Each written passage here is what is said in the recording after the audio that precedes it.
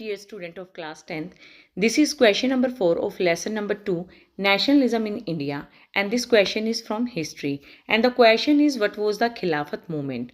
First world war की ending के साथ ओटोमन टर्की की भी हार हुई थी। तो र्यूमर्स होता है, ऐसी अफवाहें फैल गई थी कि ओटोमन एम्परर के ऊपर हार्श पीस ट्रीटी को इम्पोज कर दिया गया है।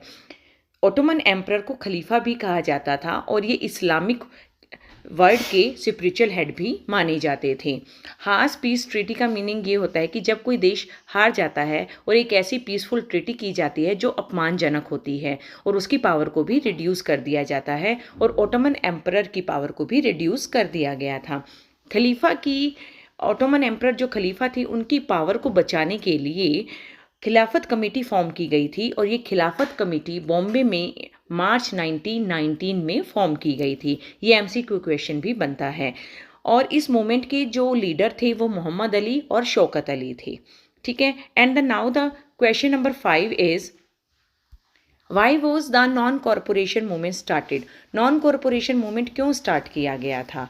देखो, गांधी जी ने जब रोलेट सत्याग्रह शुरू किया था तो वो उसके बाद ये चाहते थे कि इसे एक ब्रॉड बेस्ड मूवमेंट बनाया जाए, इसलिए उन्होंने खिलाफत मूवमेंट के इशू को टेकअप किया और उन्होंने एक कॉन्फ्रेंस की थी, और ये कॉन्फ्रेंस जो थी ये कैलकाटा में हुई थी। ठीक है। 1920 में भी ये भी एक क्वेश्चन बनता है कि कलकत्ता में जो अधिवेशन हुआ था वो कब हुआ था? 1920 में हुआ था।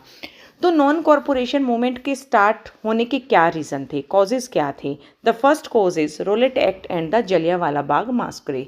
तो रोलेट एक्ट के अकॉर्डिंग जो किसी भी इंडियंस को 2 ईयर्स के लिए बिना किसी सुनवाई के इम्प्रिजन कर दिया जाता था। और जलियांवाला बाग मास्करे क्या था कि वहाँ पर जब एक पीसफुल क्राउड गैदर्ड हुआ था तो जनरल डायर ने अपनी सेना को ये कमांड दे दी थी कि ओपन फायर किया जाए। तो बहुत सारे जो लोग थे वो इंजर्ड हो गए थे और बहुत सारे लोग जो थे वो किल्ड भी हो गए थे। ये भी एक सबसे बड़ा रीज़न रहा है। Now the second point is economic hardship. First world war में बहुत सारी कॉलोनियल ब्रिटिशर्स पॉलिसीज़ बनाई गई जिससे बहुत सारी आर्थिक